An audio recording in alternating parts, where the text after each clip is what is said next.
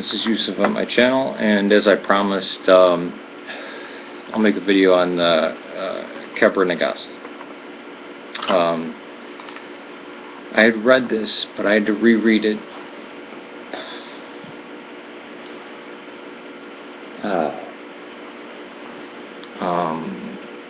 When I was a catechumen, because I was taking, might have been before I was a catechumen, I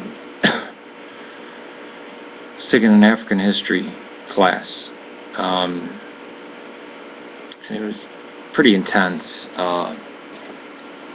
and I had already known about the Kebra Nagast, because of the things about the Ark. I read Graham Hancock's book on Search for the Ark of the Covenant, and Graham Hancock is a nut, but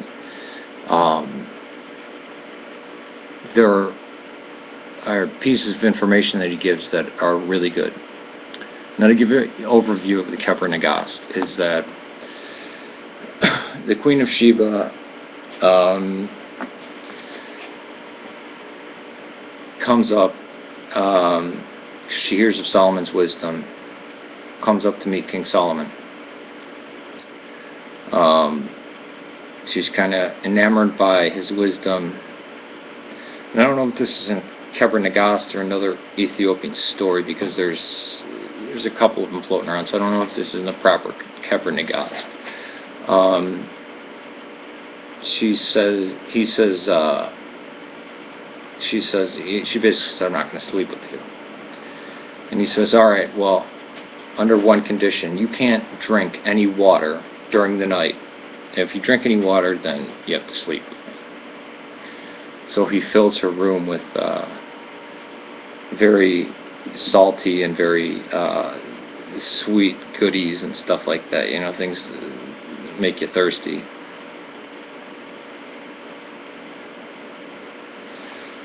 Well, she gets thirsty, she takes a drink of water.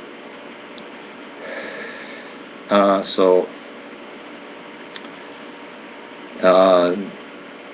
they have intercourse, and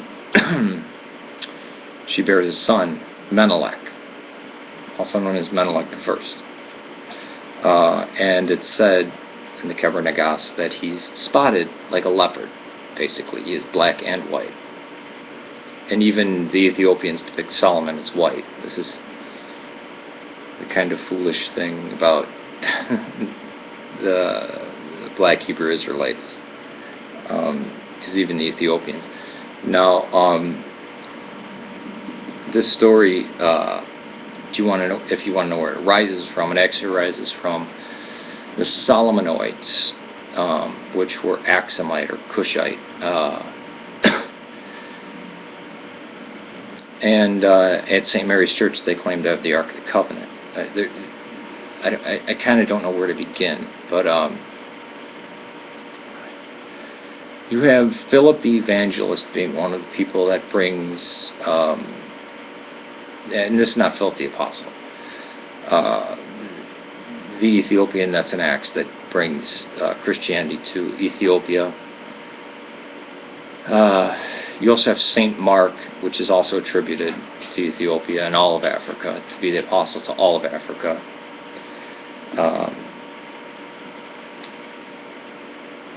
But there was a large Jewish community down there. And I actually believe, okay, let me finish with Menelik first. Menelik wants to go back to Ethiopia, so he goes back, and Solomon sends, you know, a big guard with him. I think it's his sons, or the strongest of his sons, with him. And they actually take the ark with them. Menelik doesn't know about this. And by the time Menelik learns that they're carrying the ark with them, he doesn't like this. But they're whisked away to Ethiopia anyways, like magically, almost kind of like the magic carpet, right, type of thing. And the ark had been in Ethiopia ever since. This is the time of King Solomon.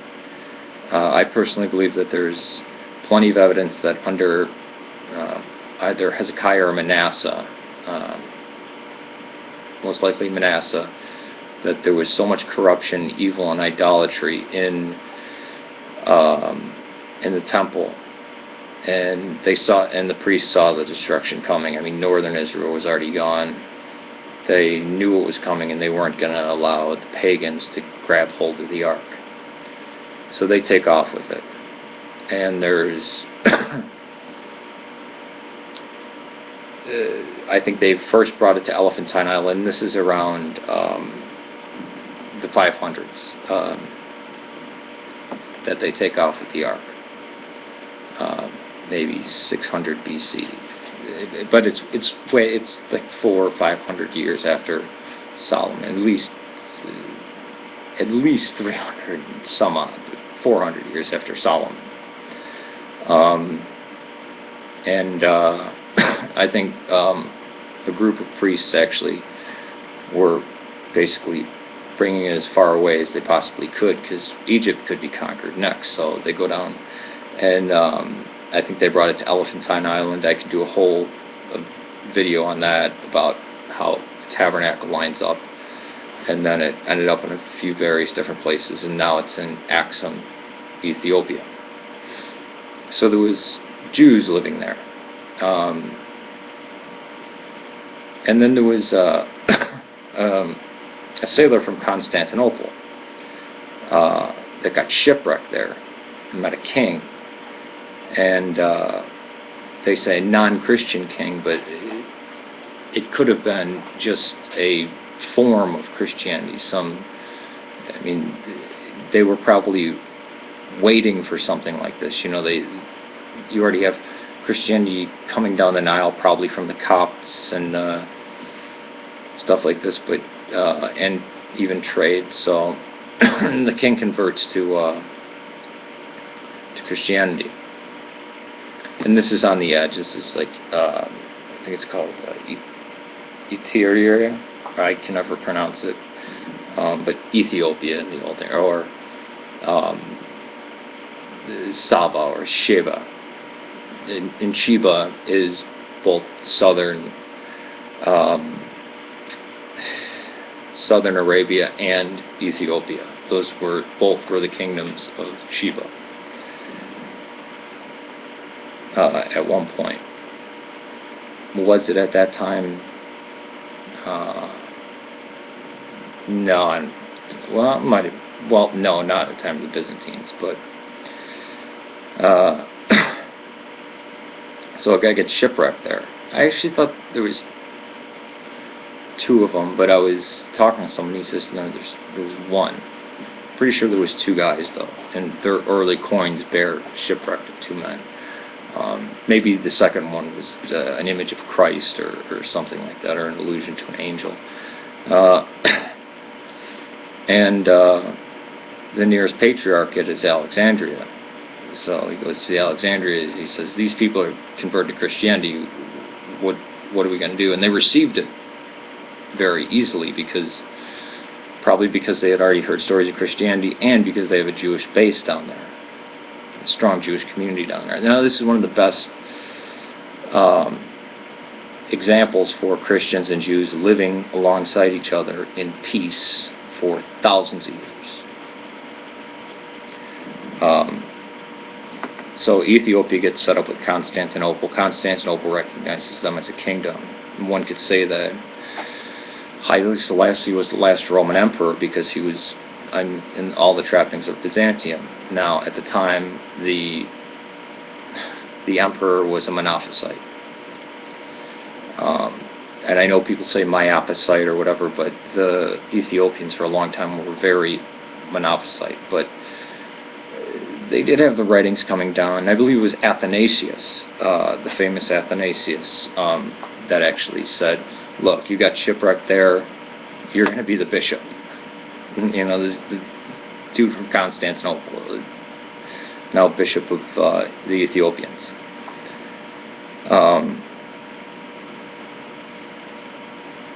And the Ark was down there at that time. And I still think the Ark is in Axum. And there are many things, I think, from the temple that are down in Axum. And there's some very ancient stuff down there.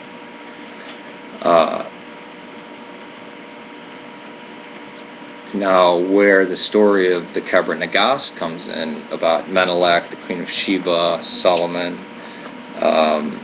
this is under the Solomoids. This is 13th century, so 1200s. Now keep in mind, Constantinople was not a Chalcedonian see or a Monophysite see. Alexandria was heavier on the Monophysite, but they still had Chalcedonians there. Antioch, I think there's sufficient evidence to show that it was a Chalcedonian see, and even more so because that's where Arianism came out of, it's where Nestorianism. They may not have liked it because of its Chalcedon's rebuke of Nestorianism, but it was much more natural to that area than Miaphysite or Monophysite or whatever Alexandria was preaching at the time. And I had made a video on the difference between theologies between Alexandria and Antioch. Now there were two groups. There were Nubians and there were Cushites. This is what I believe they were called, but we remember them as these. The Cushites, or the Axumites, were what you would picture as an Ethiopian today. The Nubians were more of what we learned in African history as Bantu. They looked almost black West African. They were Chalcedonian. The Solomonids wiped them out, and I mean wiped them out in the Old Testament version of it. They eradicated them, like the Anglo-Saxons on the Britons, or the Franks in Gaul, or the Latins going into the Iberian Peninsula. I mean, or recent case, the English and the Dutch taking Manhattan from the Manhattan Indians. They was get rid of them all. So no more Nubians, but Cushites. And this was written during the Solomonids, and they had the Bible. They had a lot of books too that we don't have or the West doesn't have in its current Bible, and they have different variances on different books. And the Kebra Nagast paraphrases a lot of the Old Testament, not so much the New Testament, but a lot of the Old Testament, and maybe paraphrase is too weak of a word. Almost directly quotes from it. And I believe it's in Amharic. Someone tried saying it was in Coptic, and then it's in Arabic. I can't imagine it being in Arabic. And this is from years ago, people talking about this stuff. Originally, it may have been in Coptic. But today, I'm almost 100% sure it's in Amharic, which is the language that's spoken there. It could still be in Coptic. Who knows? I haven't read it in the original language. But they have a strong Jewish presence there. And they want some tie with the Israelite line. So this is the story of Menelik and how the ark got there. Well, the ark's there, but it didn't get there at that time. It got there, I believe, 400 years later. It's in St. Mary's in Axum, in their capital. And Haile Selassie, or Ras Teferi, which is where the Rastafarians get their name, Ras, king. I believe he was the 444th or 442nd descendant of Menelik, the offspring of the Queen of Sheba and King Solomon. Now I believe Menelik was mythical, but this is what got established under the Solomonids. Ethiopia is like the Thailand of Africa, or Thailand is the Ethiopia of Asia. It didn't get colonized. The Italians kind of made a half-assed effort to conquer it, but the Ethiopians were a strong nationalist people.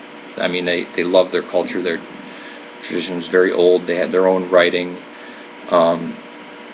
they were following a form of Christianity that was unchanged. And the Eastern Orthodox thought that Prester John was going to come from Ethiopia. It's this idea of a black king coming and fighting off the Muslims because they had been cut off from the Muslim armies for so long. Funny thing is that the icons of Jesus, of St. Paul and St. Peter look identical to the icons everywhere in the world. It's not a black Jesus with a fro. It's not, I mean, he's, it looks like Jesus. That's why I believe that's what Jesus looked like. You can make the argument that since Philip the Evangelist and St. Mark that Ethiopia had an older tradition than Rome, but remember it was in contact with Constantinople and then Alexandria.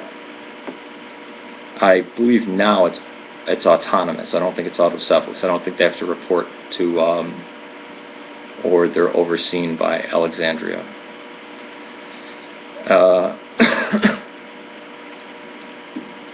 What else was I going to say? What's important?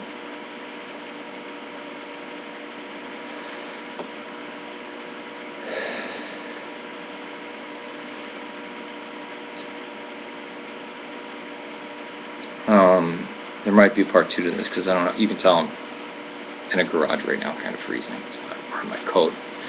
But I actually knew a girl, and I was talking to her about Orthodoxy, and she was going to a Catholic college over here in Chicago. And I was telling her about Ethiopian Orthodoxy, and she goes, "Oh, when did the colonizers get there? When did the Europeans bring Christianity to them?" And I kind of recoiled. I said, "No, that's the natural indigenous. I mean, if you want to talk about the most ancient, unchanged religion in Africa, Ethiopian Orthodoxy. Long before Islam, and it was made up of Ethiopian.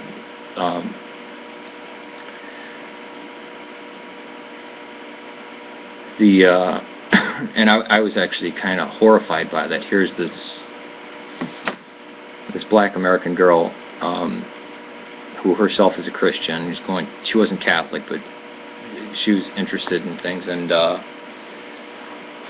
said there was no colonizers. They accepted Christianity, and they've been Christian, and they were probably Christian before the shipwreck happened, and before they got in communication with Alexandria. And they're in communion with the Armenians, the non-Chalcedonian Syriac, and the Orientalist Coptics of Alexandria. I believe Pope Shenouda had passed away, but they were in communion with him. It's not, again, joining the Ethiopian Orthodox Church. If you join it and you want to be a black nationalist and say, "Oh yeah, well this church and all the other churches suck," not even the Ethiopians believe that. Every Ethiopian Orthodox church has a ark in it. It's a representation of the ark. But I do believe they actually have the true ark. I don't believe the Menelik story in the Kebra Nagast. But I still believe they have the ark. And I think there's proof of that, or at least very heavy evidence towards it. But yeah, this story came from the Solomoids of the 13th century, 1200s, and this is when they wiped out the Nubians. So it was just Cushites, it was Axumites.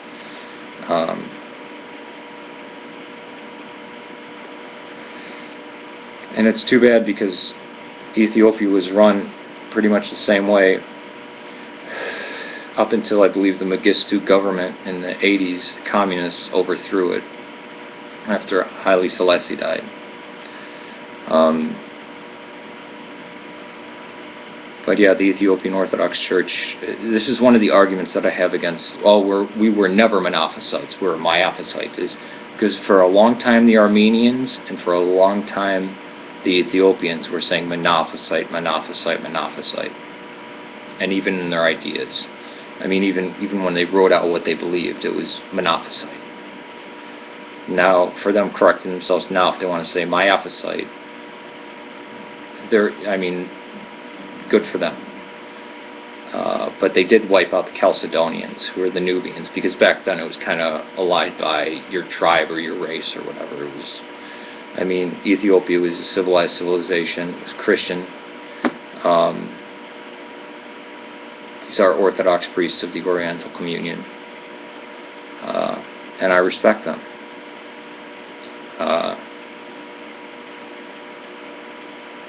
And they didn't have the Seventh Ecumenical Council. They weren't influenced by Rome. I mean, Rome got to them eventually. I mean, the Portuguese came in at some point, or maybe even Italian. I think the Catholic Church made contact with them before Mussolini. And the Roman Catholics always thought Prester John was coming from India. By the way, and the Orthodox thought he was coming from Ethiopia. But that's kind of the story of where Prester John comes from. So this is a brief overview of the Kebra Nagast, what it contains, and the environment that it grew up in. Peace to you. May God save Serbia and Syria. Please pray for all those who have lost a loved one recently, and pray for those who are recovering from surgery, need to go into surgery, those who are suffering, those who are near death, and all those who are suffering because loved ones are suffering. Please pray for the persecuted people of the world, especially of the Middle East. Peace to you. May God save Serbia and Syria, and God bless Ethiopia.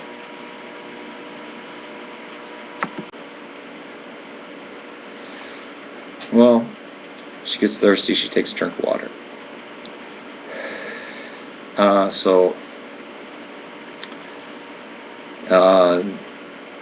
They have intercourse, and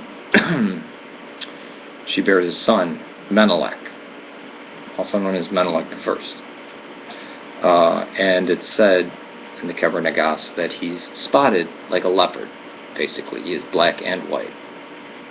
And even the Ethiopians depict Solomon as white. This is the kind of foolish thing about the black Hebrew Israelites. Because even the Ethiopians, by his wisdom, and I don't know if this is in Kebra Nagast or another Ethiopian story, because there's a couple of them floating around, so I don't know if this is in the proper Kebra Nagast. She basically says, I'm not going to sleep with you. And he says, all right, well, under one condition, you can't drink any water during the night. If you drink any water, then you have to sleep with me. So he fills her room with very salty and very sweet goodies and stuff like that, you know, things that make you thirsty. Now, this story, if you want to know where it arises from, it actually arises from the Solomoids, which were Axumite or Cushite, and at St. Mary's Church they claim to have the Ark of the Covenant. I kind of don't know where to begin, but you have Philip the Evangelist being one of the people that brings, and this is not Philip the Apostle, the Ethiopian that's in Acts that brings Christianity to Ethiopia, Kebra Nagast, because of the things about the Ark. I read Graham Hancock's book on Search for the Ark of the Covenant, and Graham Hancock is a nut, but there are pieces of information that he gives that are really good. Now, to give you an overview of the Kebra Nagast, is that the Queen of Sheba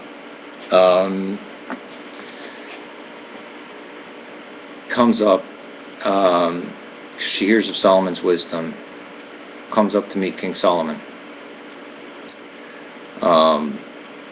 she's kind of enamored by. This is Yusuf on my channel, and as I promised, I'll make a video on the Kebra Nagast. I had read this, but I had to reread it.